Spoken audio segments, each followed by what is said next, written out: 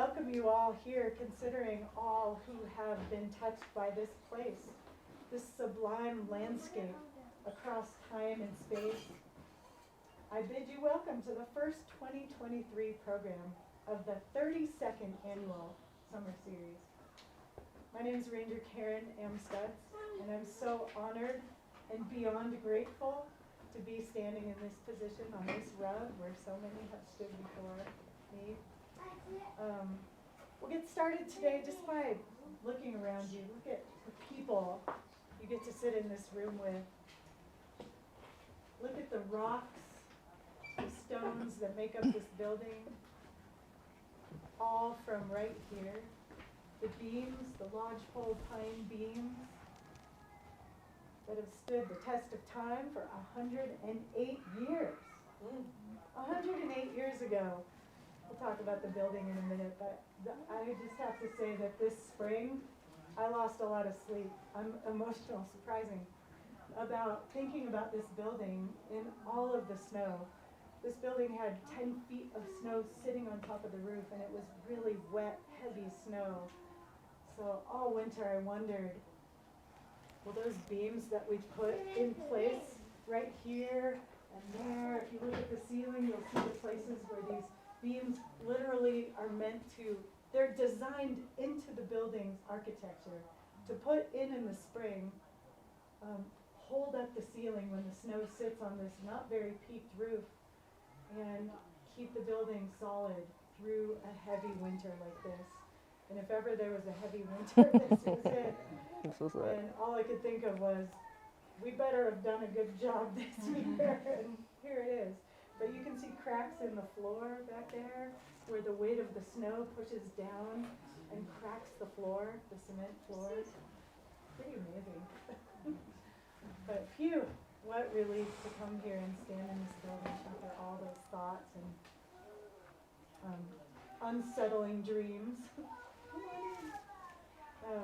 So back to, each of these stones was selected for and held by hands over 100 years ago and put in a specific place, stacked up to the ceiling where it's 2 feet thick. Down at the bottom it's 3 feet thick, and it was made to look like it fits in this landscape. Each of those stones holding a place, the lintels above the windows, the archway above the door, each stone selected to be in this building, in the design, and hold the building together through winters, through summer storms, all of these years. And I think of these stones as community members, each holding a place, each selected for, each holding time and space. And here we are getting to be in this. I think of it as a sacred space. When I think of all the voices that have been here, all the people who have spoken in this room, thanks to Margaret Eisler, who started this in 1992, after being here as a child, living in the little cabin right there up above us, and having her parents be caretakers of the Soda Springs property, which then was owned by the Sierra Club. I picture little Margaret carrying buckets of water up and down from the river because there was no running water then. And this year, there's no running water now. We're all carrying buckets of water, thinking of Margaret. But the influence of Margaret hopping in and out of the windows as people were speaking about things, conservation of lands and protection of this place that we call home, the Mother Earth, that needs us to pay attention right now, and we all need to pay attention now. And Margaret was so influenced by this place that she started this series of talks that help us reconnect and help us think about what we can do, what more we can do. I think this is a room full of people who are doing so much, though we always can use more inspiration and more community building around the work that we all do. So this building was built for this purpose, never to be a lodge, though I just learned from Jim Sono that they did store food in here for the winters. It wasn't built to be a lodge that was slept in necessarily, but rather holding discussions and conversations about how to live better in this world. And so today's talk, I'll introduce in a minute, is just the perfect first talk this year. And before I introduce Rowan White, I want to thank everyone who's taken part of this. You all for being here, for making the trek across Tuolumne Meadows to sit here and listen to today's talk. I want to thank the National Park Service for letting us do this. It's amazing, we get to do these things.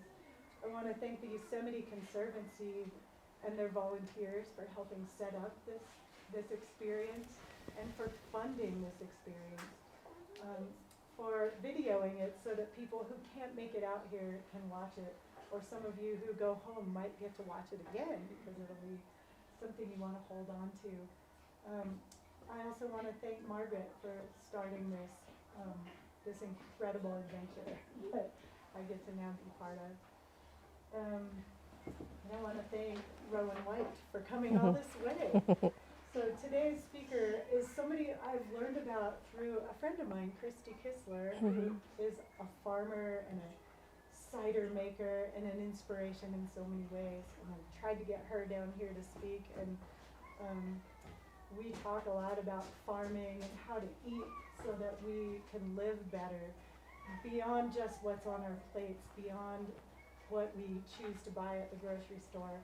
And Rowan White is a person who is a seed keeper and inspires so many people to think better about food sovereignty. And if you're not sure what that means, we're going to find out. Rowan has a farm. She comes all the way from Nevada City. More recently, and in her deep past, from the northeast of what we now call this country.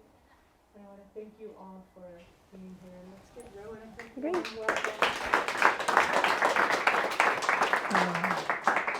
Well, it is such a pleasure to be here. I'm going to introduce myself in my native tongue because that's how we do. And then I brought a little poem that I wrote not so long ago just to sort of ground us. We've been moving and sort of taking in all of this. So, Sego, Sewagwego, Ganyat Dahawe Yungyats. I just said my name is Ganyat Dahawe, that's my Mohawk name. And that means she who brings the snow. So I was born into a swirling blizzard 44 years ago, alongside my twin, who's named Ganyadillo, and he came second, and he's the pure snow. So I'm a snow girl. I grew up in a very small Mohawk community that straddles the U.S.-Canadian border. We're part of a larger Iroquois Confederacy, and I'll get to tell you a little bit more about my family's stories and this work that I've grown into. But in order to just sort of ground us and sort of sort of call in the ancestors and honor the ancestors of this space, of this particular land, there's a poem that I wrote actually in March of 2020, and I'm sure we all remember March of 2020 and all of the questions and feelings that we were holding at that time. So I say, an expression of faith in life herself is to sow seeds in dark soil, not knowing what awaits. Returning to the patience, reverence, grace, humility practiced by our ancestors. Those who knew how to feed the hungers of time that call down the rains with a simple song. It is those kinds of people whose memory courses through my veins like wild rivers, reminding us to wake up amidst the confusion, to do what must be done to feed the children, to tuck vibrant seeds into fertile soil, and patiently tend the garden, our back bent in service. To those whose faces look up at us from the well-worn path that we walk. The garden that our ancestors left for us is so beautiful. May we water it well with our tears and our laughter, our stories and our songs. Today I choose to plant seeds of hope into the winds of an unknown future. May we grow from this tiny seed of remembrance, this intimate immensity, coming totally apart, coming out of the hard shell of generations of protection and prayer, a seed coat tempered by love and loss, joy and pain. coming completely undone to reorient to this new form. For it's a new dawn, the time to be those ancestors that our grandchildren are waiting for is upon us. And what seeds are you sowing? Maybe we could just take a deep breath and think about the seeds that we sow in our life to be those good ancestors.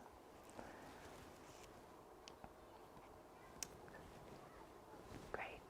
So as I introduced myself in my native tongue, I'm Rowan White. I'm of the Snipe clan of the Mohawk people, specifically the Mohawk people of Akwesasne. But I have we humans, we travel along wild routes and trails. And so 15 years ago, I ended up, or maybe even more like 17 years ago, I think time is sort of, I ended up in a beautiful Sierra homestead in the foothills right outside of Nevada City. And so that's where I raised my children. My children are actually scampering and frolicking around the park now. They're 18-year-old. I have a 16-year-old as well. And so I come here to really speak about the work that I do, not only at Sierra Seeds, which is our home farm, where we have an indigenous seed bank that holds over 400 indigenous seed varieties, but I also have tucked the legacy of this indigenous seed work under an organization called the Native American Food Sovereignty Alliance.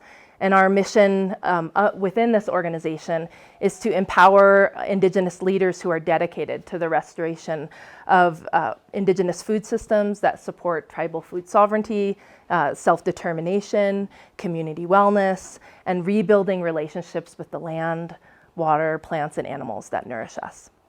So that's really this shade tree, this umbrella, this national network. And underneath that shade tree is our Indigenous Seed Keepers Network that holds this seed-to-table vision of nourishment not only for our Indigenous communities, but also holds this holistic seed-to-table, or what I call kin-centric, right? Kinship, relational landscape of nourishment at the center that transcends what I think maybe most of us think of as agriculture, right? That agriculture for indigenous peoples was not just the domesticated corn, beans, squash, sunflower, strawberries, and those things that we hold so near and dear to our heart, but it's also those wild, fertile edges where the wild plants grow underneath our cornfields and our milpa fields, the place where the wild meets the domesticated, and recognizing that in California, where I'm sort of, growing my own set of roots, that agriculture on a scale and landscape that we can't even fathom, with the piñon, the acorns, all of the different ways that this landscape was tended. So we work with over 400 different tribal communities across North America and help to facilitate conversations and empower those communities and leaders, emerging leaders, farmers, seed keepers, ranchers, hunters, foragers, medicine people, to begin to seed our imaginations of what a landscape of nourishment could be and how this could influence the larger food system here in North America. So I have a very seed-centric way of looking at the world.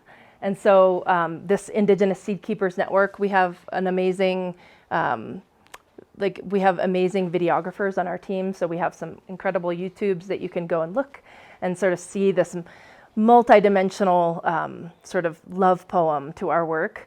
But essentially, I have been passionate about seeds since I was a young girl. And so I have a very seed-centric sort of corner of the food sovereignty movement. And so that's what Karen had invited me to share, when we're talking here in this space and place, was to share my love for seeds, for that place in the food sovereignty movement, and this bigger movement that sort of encompasses that, which is what we call rematriation, which is about how are we finding our way home to land, to relational connections through food and seed. So that'll be sort of my storytelling today. And so relational agriculture and rematriation is about coming home and healing through reconnection and what I like to call a rehydration of relationships, right? Like we all have these ancestral brilliance that lives in our blood and our bones that can just be rehydrated when we're on the land or when we're around with seeds. So Here are just a few.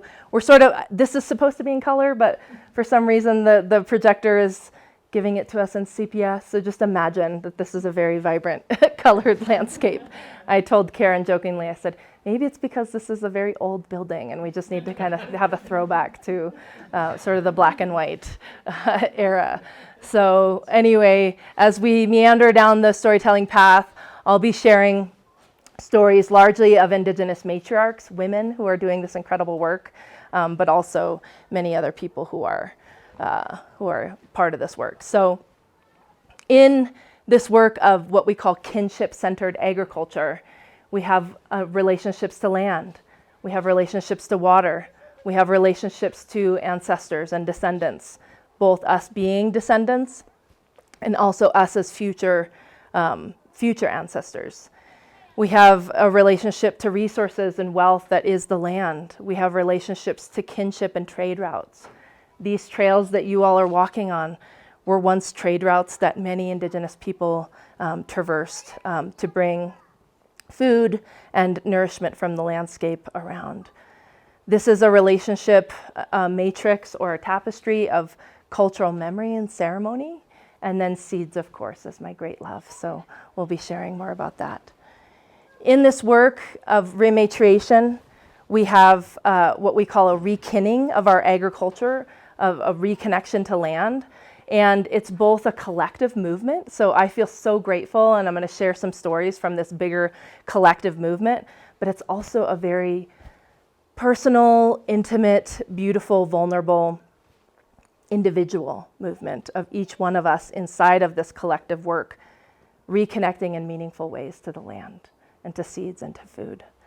And so part of this is that I think we don't talk about this enough, but I don't think there's one of us inside of this room that is untouched by the grief of, and the cultural insanity, let's just say that, and the impact of the many diasporas that exist today. So each one of us in our own worlds, in our own lives, in our own families, we all exist in a diaspora where we have been disconnected from our ancestors, right? And as an Indigenous woman of North America, I have a particular cosmology and cultural memory and pathway of connection to my ancestors. But each and every one of you also descends from people who have incredible, rich, storied, beautiful, amazing kinship-centered relationships to land and food. And so for me, as a Mohawk woman whose family has been deeply, deeply impacted by the cultural upheaval of colonialism, of settler colonialism, of assimilation, of capitalism, I also want to invite you to think about the ways in which each one of you along your ancestral path has also been deeply impacted by those same forces that seem to permeate the globe and really deeply impact our quality of life and our ability to deeply connect to the land, to the water, to seeds, to food, to those things that nourish us. So as an Indigenous woman, I'll be sharing with you sort of my story of finding my way home through food and seed. But this whole hour or however long we have is an invitation for you all to think about your relationship to land and nourishment and food, and to begin to think about the ways you are perhaps already finding your way home, or perhaps steps along the path where you can begin to imagine you reconnecting to that ancestral brilliance and that sense of reconnection, right? So here's me at a very tender young age, growing the lumpiest, bumpiest of pumpkins in my garden. And ever since I was a little girl, even though my parents were not farmers, and I'll tell you a little bit of a story around that, is that I always wanted to grow things in my backyard. And so my mom would entertain my fantasies and get me, a burpee seed packet from, the nursery and pop them into the ground, and I'd grow, these vines of squash and various things. And little me was very proud of that pumpkin. But what I learned along that way was that my grandparents and my aunties and uncles said that this was resurfacing or rehydrating of a passion and a connection to land that was held by folks like Alex White, who was my great-grandfather. He was a farmer. He farmed at a time of great transition in our community, where Mohawk farmers were being told by cooperative extension and land-grant universities to abandon traditional ways of farming and to embrace more of sort of the like industrial, like American style of farming, dairies, oats, like grain crops, those sorts, soybeans, those sorts of things. My grandfather's there in the middle, Lincoln White. He grew up, that's our family homestead, you can see in the back.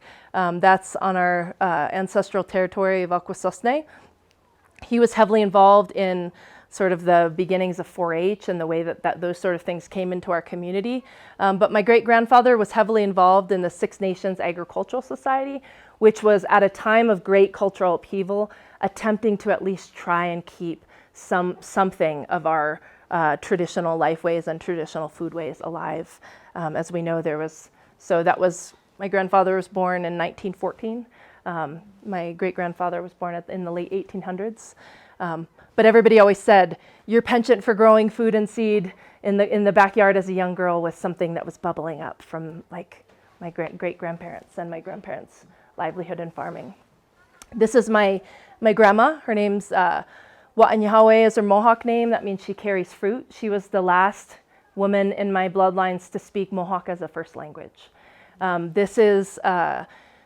was very close to her, and this was a page out of a series of journals that she did. And this, in her handwriting, says, "You were punished and your sin was unthinkingly slipping into your Mohawk tongue." So she was taken away into residential school and boarding schools, where there was a time in history where our people were taken away as young kids to boarding schools and stripped of their language and culture.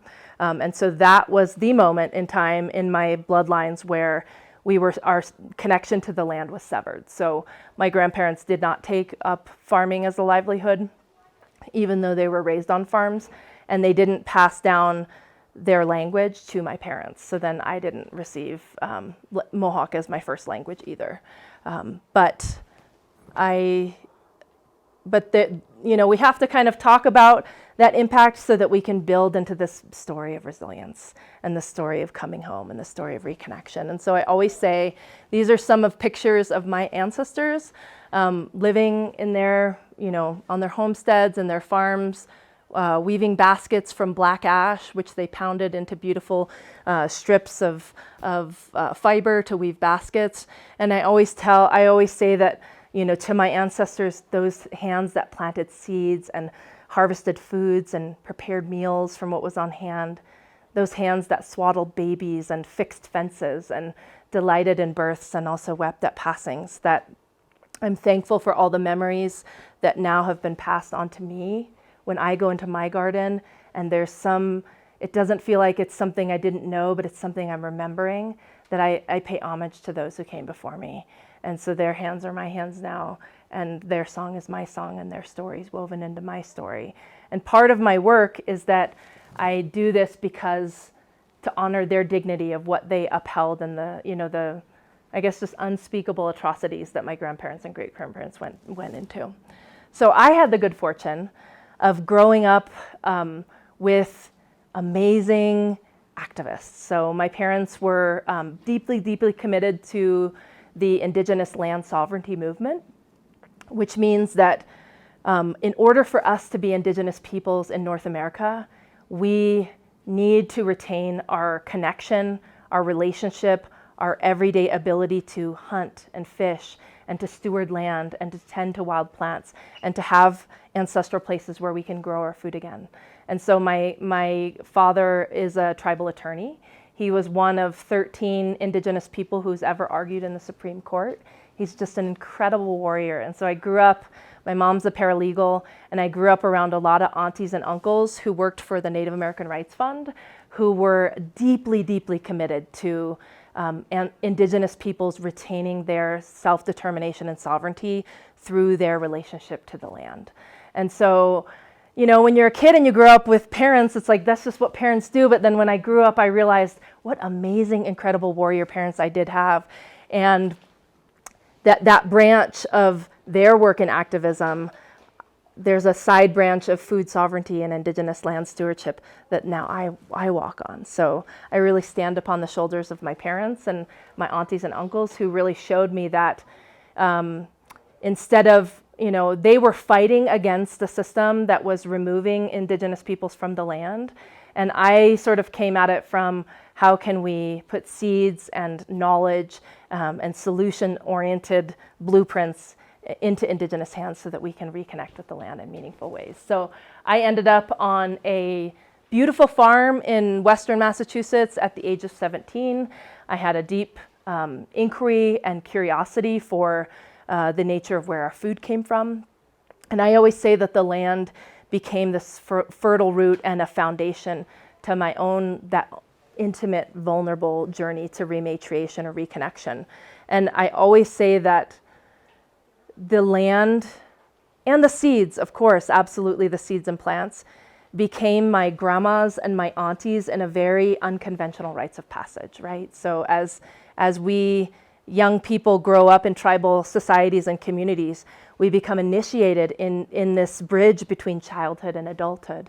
So what is the sense of meaning? Where is our place in the world? Where do we lend our gifts and where do we lend our talents to collective care and to the bigger, ancestral legacy of our people? Now, I grew up at a time where those puberty rites and those rites of passages were sort of dismantled. I was born in 1979, and up until 1979, it was actually illegal to practice indigenous ceremony on land in North America.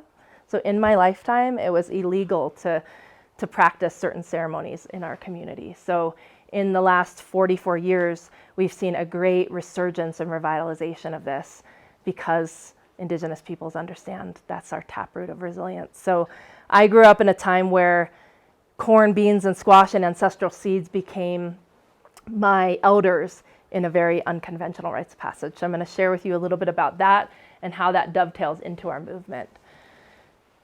I, at 17, ended up in a really beautiful farm adjacent to a place called Hampshire College, which has an amazing working farm and incubates young farmers like myself to continue to reconnect to the land in meaningful ways. I ended up stewarding as an intern. My mentor put me in charge of this heirloom tomato project, which had been initiated by a previous student.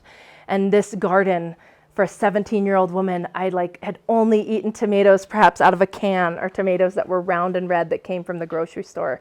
And in this garden, there were tomatoes of all different shapes and sizes and colors and stripes and peach fuzzy ones and just incredible prism and rainbow of seeds. And this opened up this incredible doorway to understand agricultural biodiversity, and also that seeds and people have been enmeshed and dancing in this co-evolutionary path of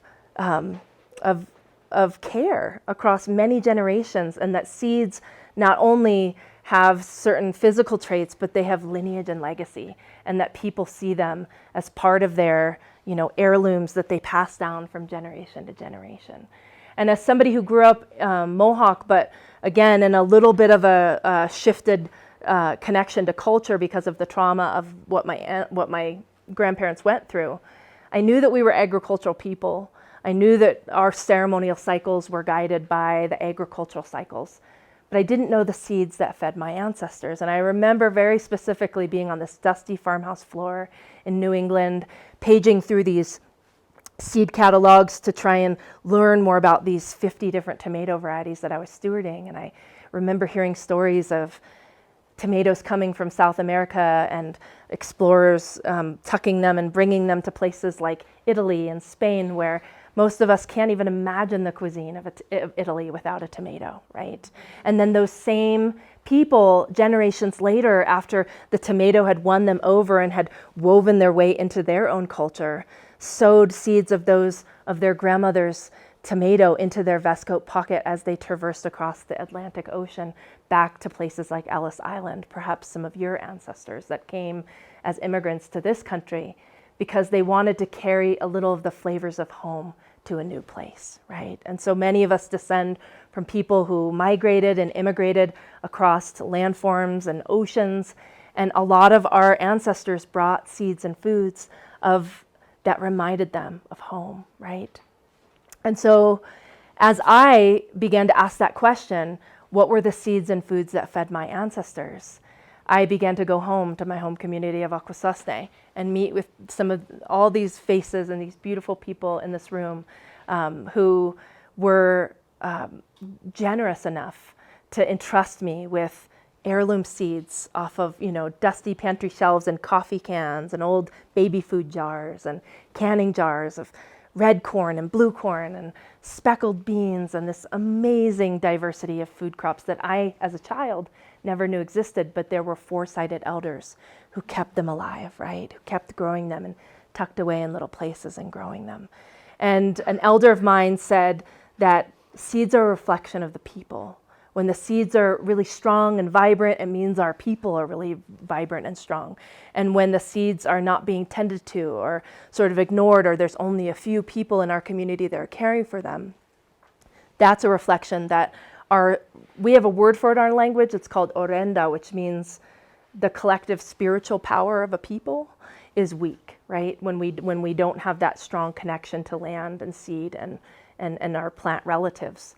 Because a long, long time ago, and I'm going to share a little bit more about this, our ancestors came into these covenants, these agreements with plants. Agricultural plants were once wild plants. And some of those wild plants invited humans into this coevolutionary dance, and those plants gave up a little of their wildness. And some of our ancestors gave up a little of their human wildness and came into this agreement, right? And we still hold those agreements in our blood and our bones. And if any of one of you ate a little snack while traversing the meadow or had a big breakfast this morning, the seeds never gave up their promise to care for us, right? They're still continuing to offer their generosity and abundance to feed and nourish those of us here. And all of us have creation stories and cosmologies, I'm going to go into that in a bit, that encode some of those agreements that we actually have to plants, that we have to honor our reciprocity in that dance of saying the plants said they'd take care of us and we said we would take care of the plants. So these elders were not only entrusting me with seeds that became my teachers, but were sharing me this vision. I was 17 years old. I was coming back to people who were largely 2 generations older than me, people old enough to be my grandparents. And they were shocked that a young person even cared enough to ask for a little packet of seeds. And so I began to grow them and grow this bundle of seeds. And I ended up finding I wish this was in color, but in a dusty stack of books on the top, the 12th floor of the UMass library, I found this book called Iroquois Foods and Food Preparation. And it was done at a time of the turn of the century. In the early 1900s, there was this trend of what they called salvage anthropology, which was a time when literally academics and people thought that indigenous peoples were going to be completely extinct. And there were, again, very violent policies that were making that be a very present reality for a lot of communities. But there were ethnologists and anthropologists going into Native communities and gathering objects of cultural patrimony and seeds and knowledge. And so F.W. Waugh came into our Mohawk communities, and his interest was with women's work. So a lot of ethnologists and anthropologists at the time were speaking to the men, and so they were learning about men's work. They were learning about the things that men did. But F.W. Waugh, maybe he thought Mohawk women were beautiful and maybe but he ended up spending a lot of time with women, and I ended up not only finding this book that he created, but I ended up finding over 800 pages of his field notes in the University of Ontario at Guelph that have been digitized. So I am currently working on a book that's a cultural history of agriculture of the Iroquois people, because I said that the last book that was written about our agriculture was not going to be written by an old dead white guy. It was going to be written by an indigenous person. But F.W. Waugh became a very unlikely sort of partner in this work, because I found this book where he was they're in color, not here, but of all these seeds that had been grown around the turn of the century. And so I printed out and scanned these pages out of this book and would go around to elders in my community and put those pictures in front of them and say, have you ever seen these varieties or these particular seeds? And stories would start coming out. Oh yeah, my grandma, or oh, my auntie, or this or that. And so just the visuals. So, and FWA, again, became a very unlikely partner in this sort of scavenger hunt, right? To find these seeds of my ancestors. And in this particular photo, if it was in color, you'd see that this poster was made by one of my seed elders, Steve McCumber, who is a Mohawk seed keeper from the Gutnawage community. He did an educational poster for youth in our community that detailed all of the varieties that are of corn, and then he has a bean poster and a squash poster that are currently being grown in our Mohawk communities. And you can see that this is the sign of indigenous resilience, that even amidst all of the cultural upheaval in the last 120 years, that there were certain foresighted elders that understood the value and the commitment that we have to steward this diversity of seed and the value of that diversity in our lives. And so I'm going to talk a little bit more about that cultural brilliance that our ancestors, they had something in store, because for any of you who are gardeners, it's a lot easier to steward one variety of corn than it is to steward 20 of them. But there was a very specific reason why they chose to encode this agricultural biodiversity into our communities. In the so-called Northeast, where I'm from, we had wide swaths of land that we would steward. Again, we weren't just agricultural in the sort of industrial straight row agriculture that we know. We had beautiful, prolific polyculture agriculture. As the Mohawk people, we would largely plant our fields down in the Hudson Valley region, but we would go up north for hunting and fishing at different times of the year. This particular map, you can see my communities right there. So we're right on the New York-Canadian border. You can all imagine what the reverberating impacts of that immense land loss had on us as Mohawk people and as Iroquois people in general across the state of New York and Ontario and Quebec, that our ability to feed and nourish ourselves and engage in food sovereignty was incredibly diminished because we no longer had access to fishing grounds, hunting grounds, agricultural grounds. So where I grew up, is right along the banks of the St. Lawrence River, which is now the St. Lawrence Seaway, which is a big locked system where boats are coming in and out to the Great Lakes. It's not agricultural land.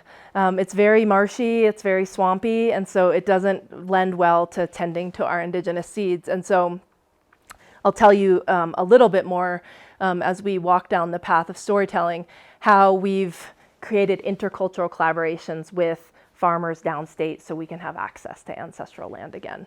But the same is true here in California, right? There was an incredible impact of the land loss that, the 7 tribes in this region or just the tribes in California at large. So, there's a cost that comes with that land base. So in between 1776 and 1887, 1.5 billion acres of land was stolen from indigenous nations, either by executive order or treaty under duress.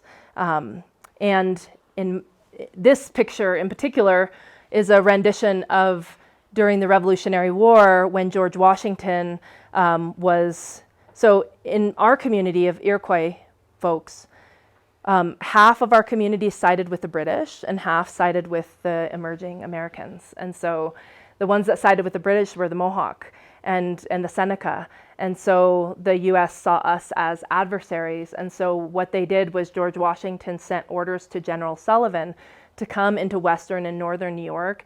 And there's a written document that says to burn all of their cornfields, to burn all of their food stashes, because they recognized that if they crippled our food system and our ability to nourish ourselves, then that would have a great impact on our ability to be a resistance to the revolution that was happening at that time.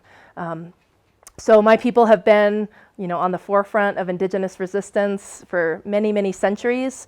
But as we kind of move into this century, we'll see how there are stories of intercultural collaboration and healing and reconciliation that have happened so that we can continue to uphold our cultural lifeways. So in this work, language is important. How many of you have heard the word rematriation? It's coming more into, does anybody want to gander at what they feel like rematriation means to them?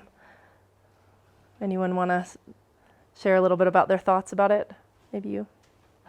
It's kind of in light of like repatriation of moving historic like indigenous relics or specific things from museums back to the people. Yep. It's kind of a movement of people back to the land or the land back to the people. Yeah. Like, Yep. So there's amazing groups like the Sogorea Land Trust and other entities that are highly advocating for land back movements where indigenous peoples are invited back into ancestral lands to be able to continue to tend to those relationships, those sacred responsibilities that we have. And I know, I'm sure the national park, there's so many entities that are beginning to think deeply and more nuanced about this sort of ongoing problem of how do we reckon with the loss of land and that connection. So, here's a mural that says to rematriate is to restore a people to their rightful place and sacred relationship to their ancestral land. But we talk about restorative justice, we talk about reclamation, we talk about reconciliation. And so what I hope to bring into this space is some hopeful stories of beautiful intercultural collaboration between people of many different backgrounds, because a relational and kinship-centered agriculture, it benefits all of us. It benefits every single one of us. So how are we reconnecting in meaningful ways to Indigenous leadership and foresight to be able to do this work? Repatriation versus rematriation. Rematriation is sort of a spin on repatriation, but it centers Indigenous leadership. It restores agency, autonomy, and sovereignty. So repatriation often is like a museum or some entity taking control and returning seeds or returning land. This is where Indigenous people stand in our own dignity and work alongside, outside entities to do this. And so rematriation for me, has been a huge part of my work with seeds, is finding seeds, Indigenous seeds, where they live, where they have traveled outside of Indigenous communities, because many Indigenous communities have lost their relationship and connection to seeds because of this cultural upheaval. And some of these seeds have traveled out into universities and museums and public and private access seed banks. And so this rematriation movement, as it relates to seeds, is reconnecting Indigenous peoples to these seeds, these culturally significant seeds. And it's just been a beautiful thing to witness. So some of these pictures here, I'll tell some deeper stories about the work there. And so the same is true with this collective and individual dichotomy in a embodied rematriation. On a collective scale, in the collective movement, we're having a ceremonial renewal of relationships as it relates to seeds. We're building intercultural relationships. We're unpacking Indigenous and settler power dynamics, and we're restoring the commons. And as an individual, as a part of this movement, some of us are reconnecting to community. We're rehydrating relationships, and we're reconnecting kinship with land. We're healing this intergenerational trauma like that I hold in my own bloodlines, and what I call re-narrativizing our dignified resurgence. So telling stories in hopeful ways that uplift young people to be a part of this movement and to have agency as opposed to despair. So this is a group. This is Jessica Greendeer. She's an amazing seed steward. She's from Ho-Chunk Nation. She's actually an Army veteran who spent 2 tours of duty in Iraq and Afghanistan and came back to gardening and farming as a means to heal her PTSD. So we have an incredible network through the Indigenous Seed Keepers Network. We have an incredible circle of brilliant, resilient, strong Indigenous people who are reconnecting in meaningful ways. And, these words say so many of us as Indigenous peoples often become defined by our ancestral traumas, right? The alcoholism, the dysfunction, the domestic violence, the obesity, the diseases, the suicide rates. But this movement of food sovereignty and seed rematriation is one that allows us to be animated by our ancestral brilliance and be solutions oriented instead of feeling like we're always mired down in the despair of the last several hundred years of colonialism. The book that I'm working on now and sort of the body of work that I am cultivating is leaning into and I think just continuing to invite in conversation around the cultural dimension of biodiversity. So we have biodiversity in all manners. We have an incredible biodiversity here in the park. Inside of our gardens, we have a specific agricultural biodiversity. And there's a very specific reason that we have that, which is that Indigenous peoples across the globe understand that diversity is the root to our resilience and our ability to survive on the planet Earth. We have an ever-changing face of planet Earth since time immemorial, not even with climate change a part of it. And our ancestors, your ancestors, we all come from Indigenous ancestors somewhere along our line, understood that if you had beans that had multiple different colors and styles of growing, that some of those would do good when it was drought, and some of them would do good when it's raining and flooding, and some of them would do good in between. And so that diversity was food security, right? And gave us that resiliency so that no matter, when we didn't have Cisco's and Walmart's and Costco's and all those things, that no matter what the changing face of our Mother Earth did, that there was always food that would feed our people. And in the bounty years, when there was big harvests, we would stash them away. And our people encoded this value of diversity into our ceremonies, right? So as a Mohawk woman, we need a red corn in order to perform our weddings. We have to make a specific food that you make. It's this boiled cornbread to be a part of our wedding ceremony. In order to have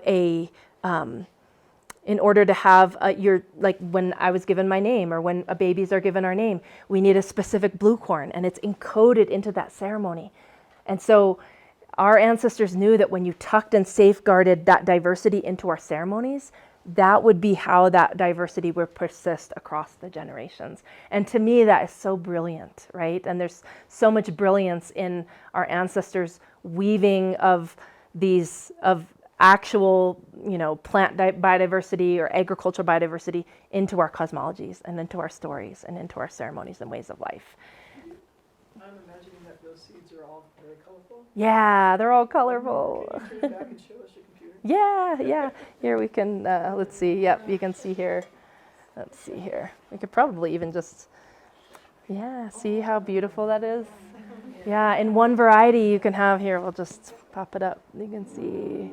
Yeah, I know. Amazing. And so there's just this beautiful prism of diversity. And so what we have to remember is that culture is a collective ongoing practice that strengthens kinship. That's what culture is. That's always been. And ceremonies are the way that we show renewed commitment and devotion to tending to those reciprocal relationships. And so agriculture is culture work. In our communities, we have a wheel of ceremony. And that wheel of ceremony is actually the cycles of our nourishment and agriculture. So in the very dead of winter, we have a ceremony called midwinter. And that's actually the ceremony where we sing the seeds awake and we begin to say, pretty soon it's going to be your time to grow. And we make prayers for a bountiful harvest, and we sing and greet them in this way. And that's the beginning of our agricultural cycle, because seeds don't immediately sprout when you put them under the ground. When a seed goes under the ground, there's this courageous dark period where they're starting to stir and the seed coat's starting to crack. And so in our ceremonial cycle, that's the dead of winter. That's the beginning of our agricultural cycle. And then the maple trees come and we, take in their sap. And when the thunders come and the lightning comes and energizes the earth, that's actually our signal and our time that it's okay to plant. The doorway's open for our ability to plant seeds into the ground. And so those thunder beings help remind us of that. We have a seed blessing where we pray and sing over the seeds. We plant. We have a big green corn dance and harvest. We have a feast. Both times of the year, we have a Feast of the Dead, which is an ancestor feast, which helps us to honor those who came before us So our ceremonial cycles are our food cycles. It's intertwined. And so part of cultural revitalization after the impacts of colonization and capitalism is the restoration of these seed varieties. It's so critical. It's so intermeshed. Even so much so that our ancestors a long, long time ago, when they were divining down these ceremonies and coming up with the ways to honor these reciprocal relationships at these rituals at certain times of the year, we dance in our longhouses the same way that beans dance around corn. If you've ever watched beans grow or any vining thing, it always grows counterclockwise. It never, ever grows the other way.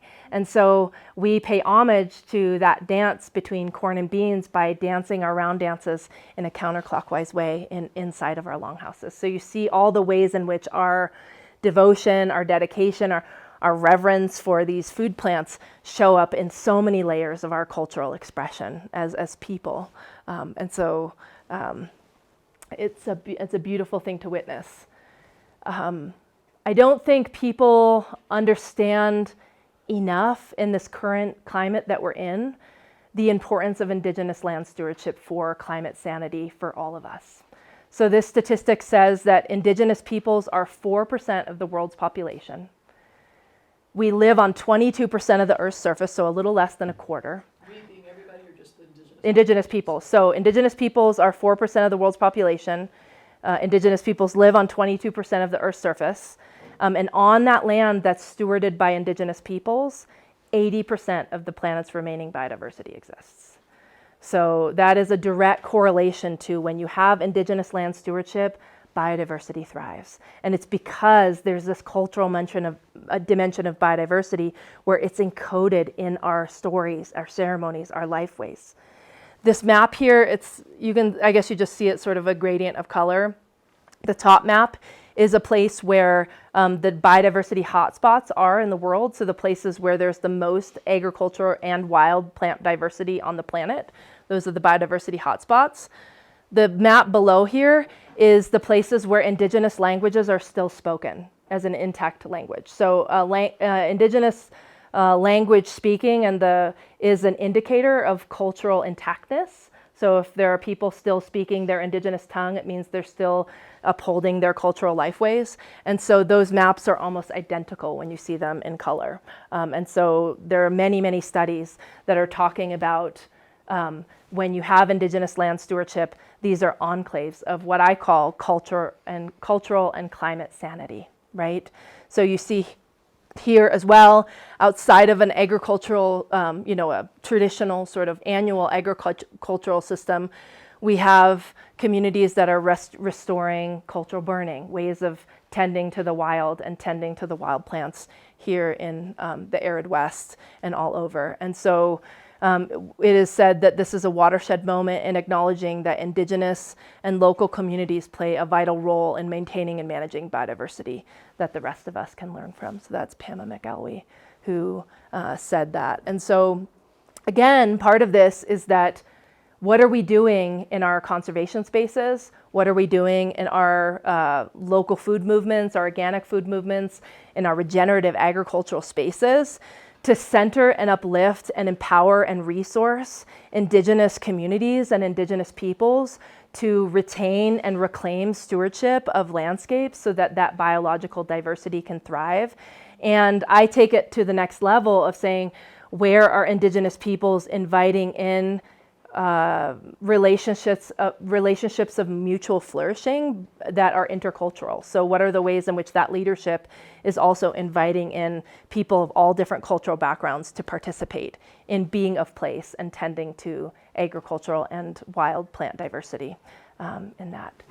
So as a Mohawk woman, we actually see ourselves as lineal descendants of the food plants that we steward and tend to. So in our creation story, this is an artistic rendition of our creation story, but we have a story where our original ancestor here on Earth is a woman. And she fell from the sky, from a place we call Sky World. And she fell into this place that was actually all water. It was nothing but water. And when she fell, the wild beings in the space of the water, the turtle, the geese, the muskrat, the beaver, they saw this woman falling, and the turtle came up from out of the depths of this great watery abyss and offered a place for Sky Woman to land. And when she landed, she clutched a handful of wild seeds from this place called the Sky World, which was actually a pre-agricultural society. It was a place where there was no agriculture. It was all wild plants, hunting, fishing, foraging. And so in some ways, our creation story is taking us through the invention of agriculture and this whole new chapter of humans interrelating with plants in this way.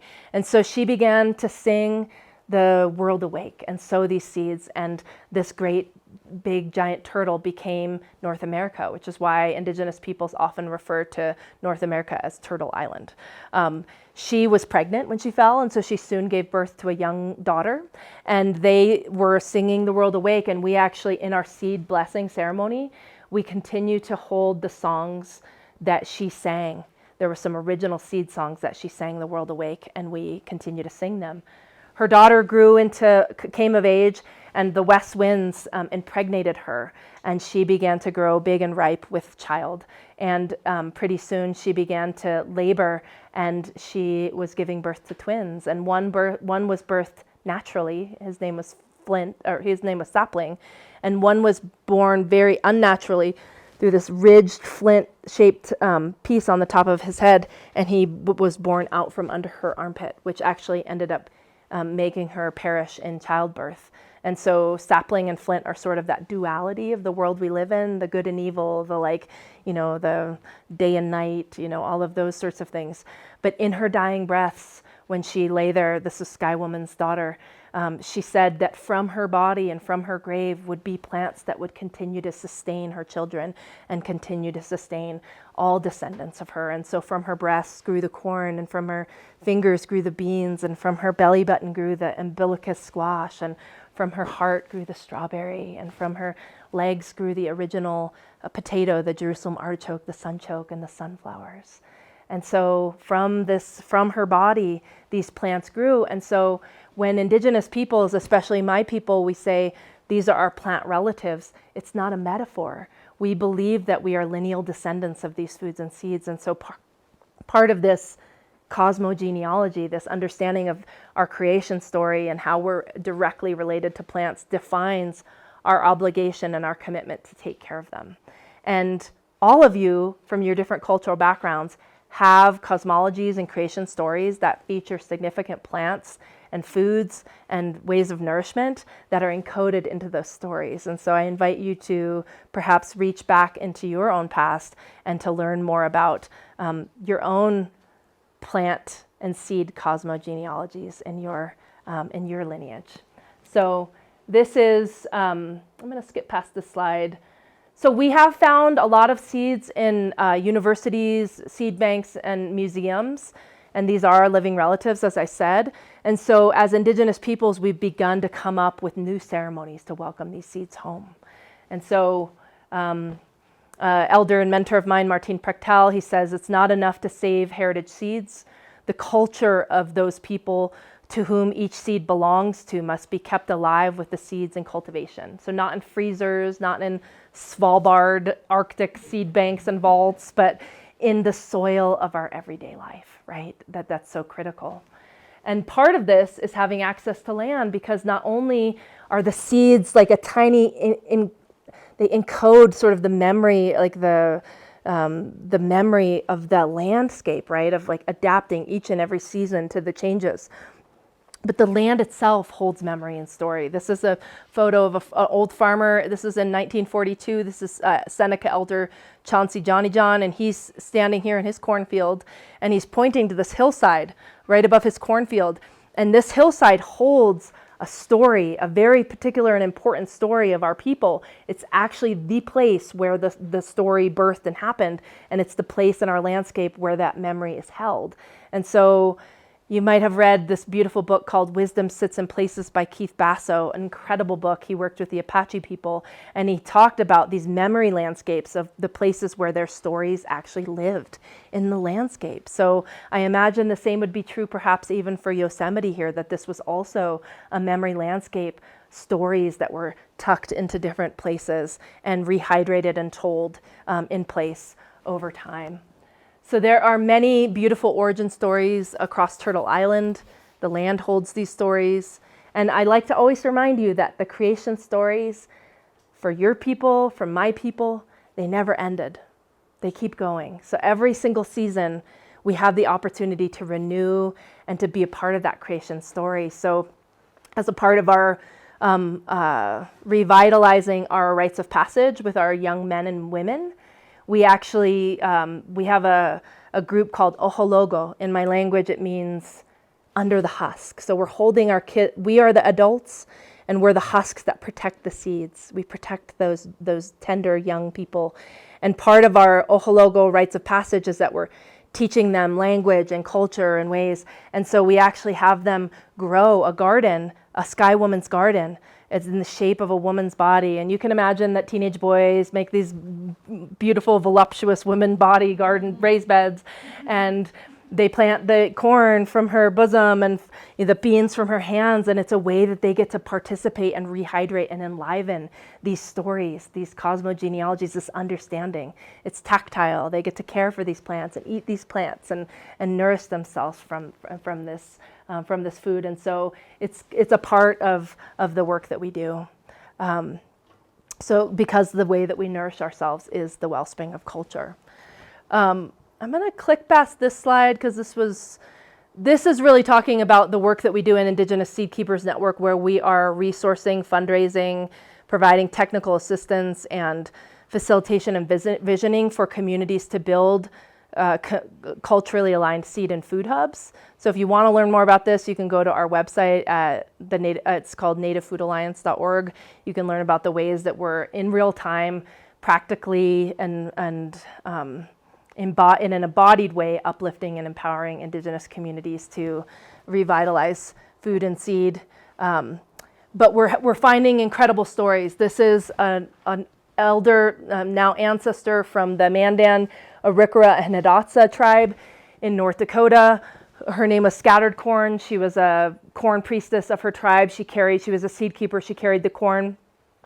At a time of great cultural upheaval for her community in the late 1800s, there was a man named Oscar Will, and he had a seed company in the Northern Plains, sort of selling seeds to people who were part of like the Homestead Act, like homesteading across, North America and the Northern Plains. And he came into a very unlikely relationship with Scattered Corn and her son, a holding eagle. And at a time where they were getting removed from land and were increasingly unable to tend to these corn and beans and squash, they began trading some of these seeds with these white settlers in order to keep those seeds alive. And Oscar Will, you can look that up on the web. There's like these amazing old style seed catalogs from late 1800s into early 1900s. And a lot of the varieties that they had were bred and cared for by Indigenous peoples. Now in the modern time, a lot of these varieties ended up in places like the Minnesota Museum of Science, the Field Museum in Chicago, many different places as relics from that era, as a part of that salvage anthropology.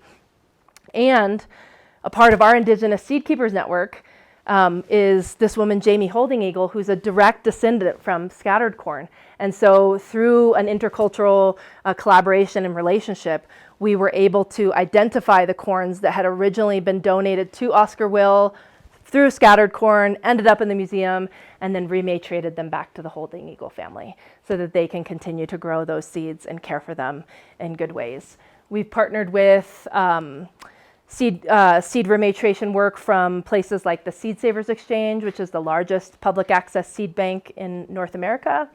And again, we're centering this Indigenous leadership and ecological knowledge for this inheritance of these seeds. So through our partnership with Seed Savers Exchange, we've rematriated over 100 different varieties back to Indigenous communities. It's a beautiful thing to witness. we had a ceremony at Taos Pueblo to restore an old Taos Pueblo squash back to the village. And it was a beautiful ceremony in the Pueblo, not a like dry eye in the space. It was so enlivening and enheartening to witness this reconnection of seeds and people.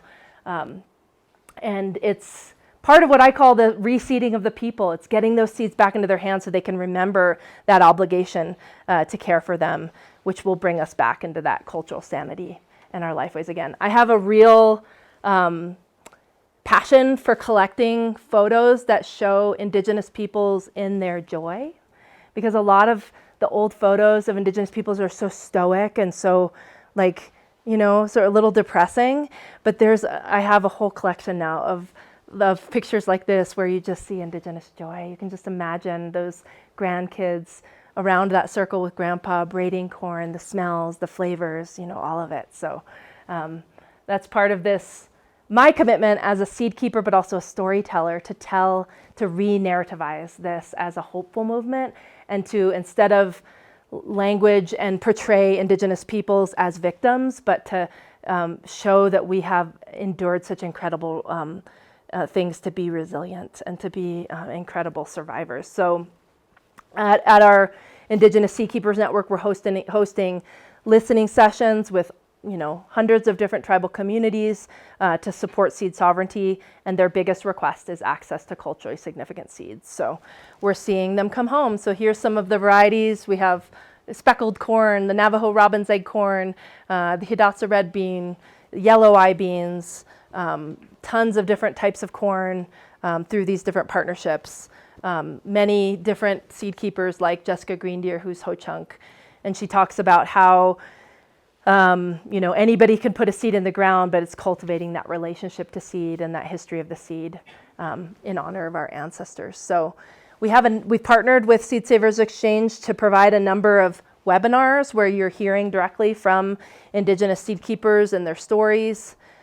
We've cultivated lots of different partnerships with universities and different entities. This was a rematration that we did with the Field Museum in Chicago and brought culturally significant seeds home to the Meskwaki people of Iowa. They had handwritten notes in their Indigenous language that were written in 1910 that now language keepers were decoding and learning more about their Indigenous seeds from sort of that salvage anthropological time. So it's, seeds viable? you know, there actually are viable, because some of them in the museums were being held in like these perfect cool, dark, and dry conditions, right? Like in museums. And so they're actually sprouting and like coming back to life, which is like, shows you. I was telling you about Taos. This was the rematriation of this squash. That's Taos matriarch Henrietta Gomez. She's the lead farmer with some of her relatives and apprentices. Here's the governor of Taos Pueblo receiving the bundle of seeds, and Henrietta with the baby squash. And like, there just like wasn't a dry eye in that space. It was just so incredible and beautiful. We've also partnered with an entity in the Hudson Valley called the Hudson Valley Farm Hub, where we are rematriating seed as well as land back to Mohawk people. So again, this intercultural collaboration where people of European descent who have resource are leveraging that so that we can create a reconciliation and reparations under the shade tree of the garden. And so you can see here, this is some of the partners that were involved. We were building trust and healing these Indigenous and settler relationships under that shade tree of the garden. We started partnering with Hudson Valley Farm Hub in 2014. We're still partnering with them today. We've grown probably by now close to 20,000 pounds of seed and food in the Hudson Valley that has been rematriated back to Indigenous communities to feed our children, to restore and replenish our seed banks. Here you can see a big van of all kinds of seeds heading back home. And so we always talk about how the land and seed are healing us. Another amazing thing that grew out of this partnership was that we developed what we call the Akwesasne Seed Hub, which is a living classroom that's collaborated with the Mohawk Language and Cultural Immersion School. So we have a school called the Akwesasne Freedom School, where all the kids are immersed in Mohawk language and culture from when they're little all the way up. And so the philanthropists behind the Hudson Valley Farm Hub leveraged a $2.3 million grant to build a living classroom and a 160-acre farm adjacent to the language and cultural immersion school. And so it's just been really a beautiful thing to witness, to see kids getting back with their hands in the soil and learning more about the cultural significance of seeds. Our seed rematriation work has had an international impact. This is the CIMMYT Gene Bank, which is located in Oaxaca, Mexico, that holds the largest repository of corns across the globe. And our rematriation efforts in North America has influenced some policy in rematriating varieties from the CIMMYT Gene Bank back to indigenous communities. And you can see here's like a map of just some of the seeds that were rematriated. In this last year, we shared over 11,000 different seed packets of varieties to 237 different indigenous communities. And so we really are reseeding Turtle Island. Myself and the Cultural Conservancy, in collaboration with our organization, we created a short film called Seed Mother Coming Home. That's really a love poem to this movement, to this rematriation movement, the seed movement. We also partnered with them to come up with a series of podcasts called the Native Seed Pod, so that you all can hear the real-time voices of the seed rematriation movement and just celebrate it in real time. These are some of the people. This is Deb Echohawk from the Pawnee Nation. They collaborated with white settler communities in their homelands of Nebraska to rematriate their seeds. So the Pawnee people were relocated during the Trail of Tears from Nebraska down to Oklahoma.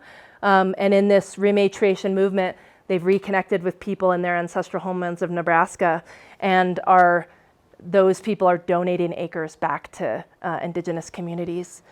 We have, yeah, so they're able to leave Oklahoma and go back to their community right on the North Platte River in Nebraska. We also have historic firsts where the farmers are returning land back to the Ponca people along the Trail of Tears. So there's this in real time land and seed rematriation that's happening, and it lends to this, I think, hopeful narrative that we can have a diverse culture of agriculture that moves towards that possibility of cultural sanity again. But it's going to take all of us. It's going to take all of us working together to leverage the resources that we have, because nobody benefits from, in the long term, from the capitalistic industrial agriculture that's like ruining the planet. And so we all need to put our heads and hearts together to come up with a more beautiful concentric landscape of nourishment into the future. So this work is relational, it's kincentric, it's healing, and it's intercultural. Like, we can't do it alone. We have to do it together. So I'm just going to skip to here because I want to have a little bit of time for Q&A. But this is I love memes, so this is my meme. I said, this is how it started, and this is how it's going. This is this is an ancestral squash that we call doshaway, which is also called the Buffalo Creek squash. This is an ancestral squash variety that has come back into my life and come back into my stewardship. So little did I know, as little Rowie, that's what they called me back then, little did I know that seeds would just take me on a 25+ year journey to finding myself, to feeling a sense of belonging, to feeling a sense of hope, to feeling a sense of passion and commitment in my work, and it's just an ongoing path of reconnection. And so, and I always say, you too, if you get involved in this, can have a living room that looks like this. Because when you start to grow seeds and foods of your ancestors, it becomes a real passion. And my kids grew up in a living room that looks like this. So they grew up climbing around big giant squash and braiding corn and eating corn soup and doing all this good food. And what I like to maybe perhaps close on is that while I didn't grow up in that environment because of the impacts of residential school and colonialism and capitalism, in just one generation, I was able to raise young people. I have an 18-year-old and a 16-year-old who've never not known the flavors of their ancestors and the seeds of their ancestors. And so it's never too late. In one generation, those generational curses can be broken and healed, and we can, get ourselves on a new path. So imagine if many, many of us were engaging in that healing intergenerational work. I say the movement of rematriation is a deep intergenerational prayer that helps us to move towards the future we want for our children, with food and seed networks restoring this concentric commons of our nourishment. And that's possible. It's totally possible. I don't want to buy into the doom scroll of despair and, all of the stories that they tell us. Each and every one of us in our own little island of coherence has the ability to heal our relationship to seed and to food and to land in meaningful ways. And there will hit a time where there's critical mass. When I started this work at 17, nobody knew what an heirloom tomato was. It was like nobody talked about that back then. But now you see heirloom tomatoes in Safeway or in like the grocery store. And so there are these critical culture shifts that are happening, and each and every one of us have a role to play in that culture shift. And some of us might have brown thumbs or might not be good gardeners, but some of us may be brilliant medicine people or incredible storytellers or policy and legal experts or poets or songwriters or filmmakers. And so there's all these ways that we can contribute to our connection and relationship to seed. There's all the ways that we can lend our gift. And again, remember that the seeds never forgot about us. And so what is it that we are doing in this time to recommit to being those who did not forget our agreements to care for seeds and food? So in closing, I'll just show you this beautiful picture, which is me. My daughter's a lot younger. She's probably cringing that I even put this photo of her now that she's 18. She's probably like 9 in this picture. But in our community, we say we do not own the seeds nor the earth, but we borrow them from our children, right? We are borrowing this park from our children. It's our responsibility to care for it in good ways. The bundle of ancestral seeds that I have in my seed bank and my home farm is a bundle that I borrow from my children. And it's my responsibility to care for it well so that they have something good. And so in honor of that grand lineage of seed keepers and land stewards that I come from who came before us, we can all make renewed commitment for those yet to come so that we can be those good future ancestors. And so this is a photo of me and my daughter in corn of ancestral red corn that was revitalized. It was almost extinct 20 years ago, and now we have thousands of pounds of this seed circulating in our community. And this is just a testament to that resilience that in one generation that we could return to the land and return to those healing life ways. So if any of you want to stay in touch, I often do seed storytelling on my Instagram. You can always email me. There's the couple websites, sierraseeds.org and Native Food Alliance. I'd love to stay in touch. I'd love to stay connected to your own journeys of finding your way home through food and seed, and just continue to pull on those kinship connections between those islands of coherence that we all carry. So thank you so much. So I think we just have a few more minutes. Yeah, if anybody has questions or reflections, like we just have a few more minutes if anybody has anything that they want to uplift or clarify. So.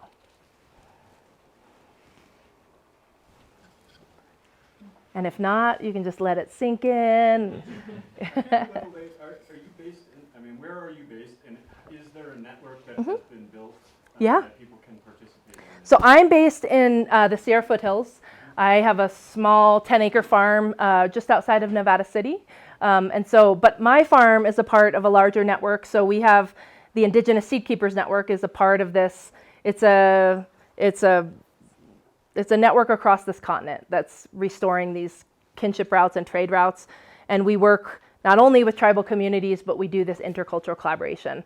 And that's through this organization, the Native American Food Sovereignty Alliance. That's kind of our fiscal sponsor for the Indigenous Seed Keeper work. So we're just holding down the seed part of that. So if you look us up on our web, you can find ways to plug in and get involved and learn more about what's happening in your neck of the woods. We have a regional framework. So there's these intertribal regional networks that we cultivate and steward.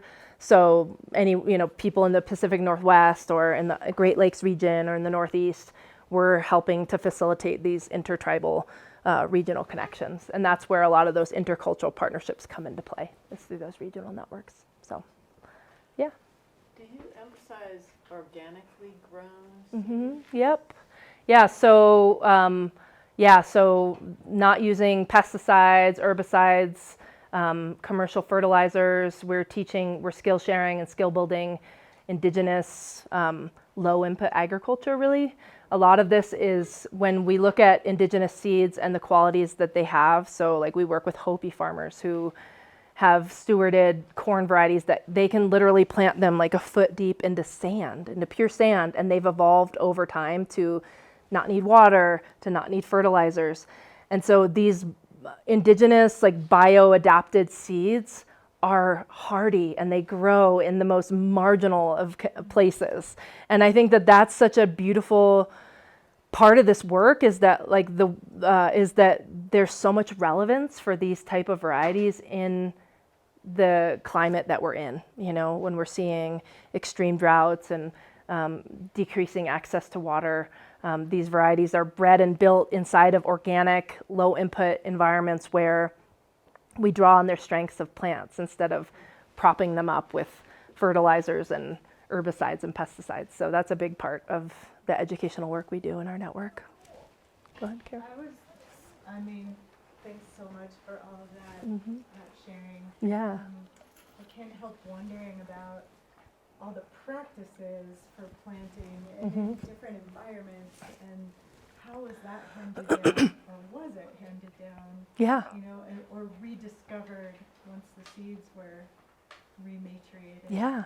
I think it's a little bit of both. I think I know for sure that the traditional ways of planting that came from my ancestors was it was polyculture. So it was like corn, beans, and squash in a Three Sisters environment grown in these ways.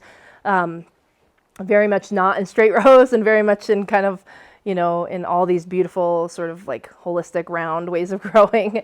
But again, there was sort of a lacuna or like a gap in the knowledge during that cultural upheaval time. So some of it is like reaching back, sometimes in some communities it's reaching back to things that were written about, the ways of planting and agriculture and revitalizing them. Like Buffalo Bird Woman's Garden is a perfect example. That was a book that was written all about the Hidatsa, Mandan, and Arikara community. And there was this woman, Buffalo Bird, a bird woman, and she had a garden. And so there was somebody, an ethnologist that was following her. And so they documented really specifically the way that she would plant her garden in these mounds and how many seeds and the configuration. And so some of those things were sort of lost throughout the generations of cultural upheaval. But then we were able to look back at some of those old things that were written about that ancestor, Buffalo Bird Woman, and rehydrated. There's also another piece which I think is important to talk about, which is that there are many communities, especially in California and in the West, that weren't specifically agricultural communities, but have had to adapt to become agricultural communities because of the impact of the loss of land. So for instance, I do a lot of work with the Bishop Paiute that are just south of here, do a lot of work with their food sovereignty program and have taught seed keeping workshops and all those sort of things.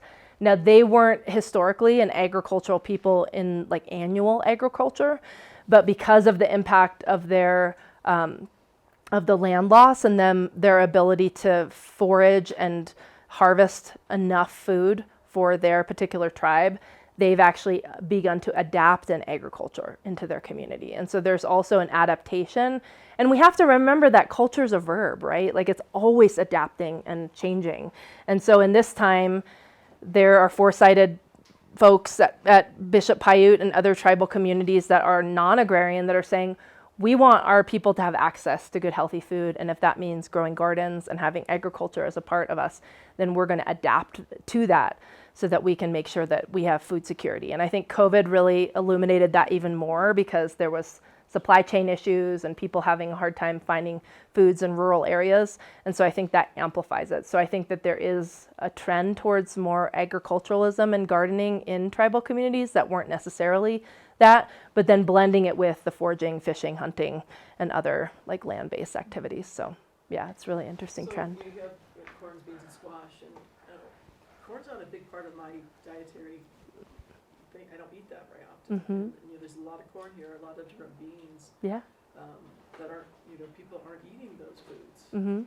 So are there, healthy recipes to go out and eat? Yeah, well, that's a whole part of this is like, I talked a lot about seeds, but there's a whole like kind of seed to table culinary movement that's happening where indigenous chefs like Sean Sherman, the sous chef, and other people who are bringing attention to indigenous foods are helping to build literacy and create recipes and cookbooks and cooking classes to help people to learn how to cook not only these foods, because like corn, beans, and squash is like heavily domesticated, but even some of the like, mildly domesticated foods like on the plains, like these turnips, these simpsala turnips that are in the ground, or choke cherries and other things. Like I think a lot of people are having to relearn how to cook and put those foods on their tables. So there's a whole simultaneous indigenous culinary.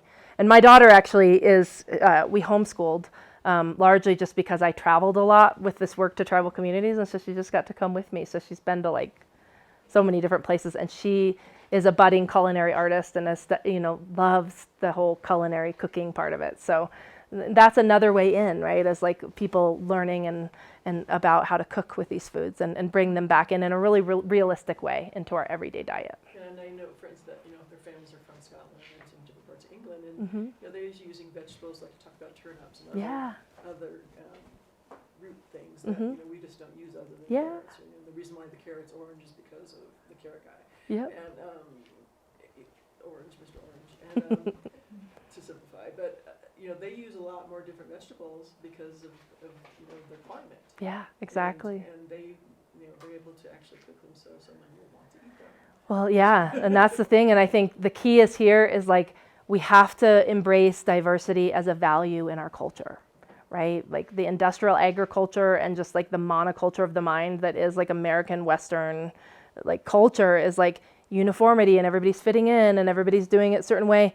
Diversity is so valuable across so many places. So having plates of food that have a lot of diversity inherently in them make us healthier people. And eat in season. Yet eating in season, and that's part of this is just going back to these simple ways. And sometimes I look at things and I think about the arrogance of living on a piece of land not in accordance to the way that people have lived there for thousands of years. So what are the ways in which, if you live in North America, what are the ways in which you're looking to the indigenous peoples of your region, how they ate, how they lived, how to be of place in a culture of care, in an economy of care, on that land in that way. So I think it's just the land is actually who taught indigenous peoples how to eat and how to tend.